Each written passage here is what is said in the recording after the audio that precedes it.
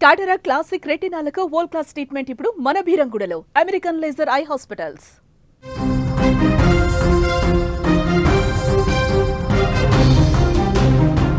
కడప జిల్లా ప్రొద్దుటూరులో కన్న తల్లి ప్రభుత్వ ఉపాధ్యాయురాలు లక్ష్మీదేవిని దారుణంగా చంపిన కొడుకు యశ్వంత్ రెడ్డి కేసులో విచారణ ముమ్మరంగా కొనసాగుతుంది.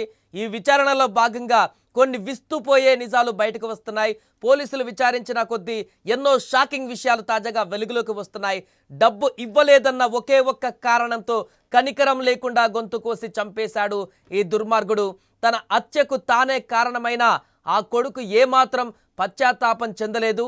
హత్య చేసినటువంటి తర్వాత అతడు ప్రవర్తించిన తీరు చూసి స్థానికులే కాదు అక్కడికి వచ్చిన పోలీసులు కూడా నివ్వెరపోయారు. ఎందుకంటే హత్య చేసిన తర్వాత అక్కడ ఇంట్లో హాల్లో కూర్చొని దర్జాగా హెడ్ ఫోన్స్ పెట్టుకొని పాటలు వింటూ వెకిలి చేష్టలతో వెకిలి నవ్వులు నవ్వుతూ అక్కడ యశ్వంత్ కూర్చున్నట్టుగా తాజాగా తెలుస్తుంది. యశ్వంత్ హైదరాబాద్ నుంచి కేవలం తల్లిని చంపడానికే వచ్చాడా అన్న అనుమానాలు ఇప్పుడు వ్యక్తమవుతున్నాయి.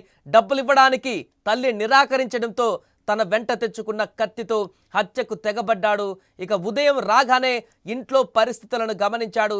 తండ్రి విజయభాస్కర్ రెడ్డి బెడ్రూమ్లో ఉన్న సమయం చూసి బయటకు రాకుండా గడియ పెట్టాడు. ఆ తర్వాతే కత్తితో తల్లి గొంతు కోసి చంపాడు. ఇదంతా చూస్తుంటే ఇది క్షణికావేశంలో చేసిన హత్యనా, లేదా మానసిక స్థితి బాగోలేక చేసిన ఘోరమా, లేక ప్లాన్డ్గా చేసినటువంటి హత్యనా అనే సందేహాలు ఇప్పుడు కలుగుతున్నాయి. కారణం ఏదైనా తల్లిని చంపిన తర్వాత యశ్వంత్ ప్రవర్తించినటువంటి తీరు ఇప్పుడు అందరికీ ఆశ్చర్యాన్ని కలిగిస్తోంది. తల్లిని దారుణంగా హత్య చేసిన తర్వాత మృతదేహాన్ని ఈడ్చుకు వెళ్ళి కాంపౌండ్లో పడేసినటువంటి యశ్వంత్ లోపలికి వచ్చి తాళం వేసుకున్నాడు.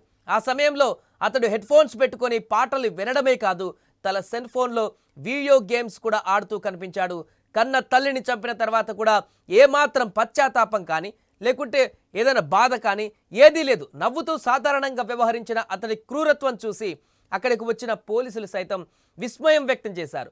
మానసిక స్థితి సరిగా లేకపోవడం కూడా దీనికి ఒక కారణమై ఉండవచ్చు అనేటువంటి కోణంలో కూడా పోలీసులు విచారణ చేస్తున్నారు. ఇక నిజానికి పోలియో బాధిత అయినటువంటి లక్ష్మీదేవి కాళ్ళు సరిగా లేకపోయినా కూడా ఆ లోపాన్ని అధిగమించి కష్టపడి ఉపాధ్యాయురాలి ఉద్యోగాన్ని సంపాదించింది. భర్తకు సరైన ఉపాధి లేకపోయినా లక్షలు ఖర్చు పెట్టి కొడుకును చదివించింది. అంత కష్టపడి పెంచితే తనను చంపుతాడని కలలో కూడా ఊహించలేదు ఆ లక్ష్మి. ఉద్యోగం లేని కొడుకును గత 4 ఏళ్లుగా వేలకు వేలు పంపి పోషించినా కూడా ఆ కన్న తల్లి ప్రేమకు, ఆమె చేసిన త్యాగానికి యశ్వంత్ ఇచ్చిన బహుమతి ఇది అంటూ స్థానికులు, బంధువులు కూడా ఆవేదన వ్యక్తం చేస్తున్నారు. ప్రస్తుతం యశ్వంత్ను పోలీసులు విచారిస్తున్నారు. అలాగే నేడు లక్ష్మికి అంత్యక్రియలు కూడా అక్కడ జరగనున్నాయి.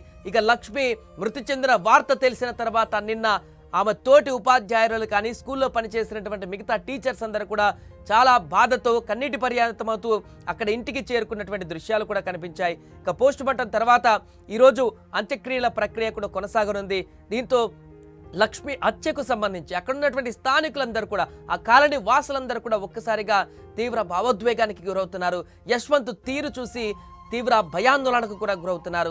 కన్న తల్లిని ఇంత దుర్మార్గంగా చంపేటువంటి కొడుకు కూడా ఉంటాడా అనేటువంటి ఆందోళన వారికి వ్యక్తమవుతుంది. ఇలాంటి దుర్మార్గుడిని ఖచ్చితంగా కఠినంగా శిక్షించాలంటూ కూడా వారందరూ కూడా అక్కడ ముక్తఖండంతో ఖండిస్తున్నారు ఈ ఘటనను.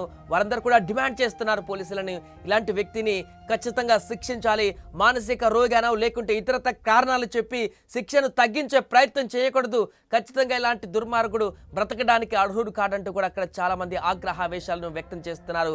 ఏదేమైనా కూడా ప్రభుత్వ ఉద్యోగిగా ఉండి, ప్రభుత్వ టీచర్గా ఉండి 10 మందికి పాఠాలు చెప్తూ 10 మందిని రేపటి భావి పౌరులుగా తీర్చిదిద్దేటువంటి ఉన్నత వృత్తిలో ఉన్నటువంటి ఆ ఉపాధ్యాయురాలని అత్యంత దారుణంగా చంపినటువంటి యశ్వంత్కి అయితే కఠిన శిక్ష పడాలంటూ కూడా అందరూ డిమాండ్ చేస్తున్నారు.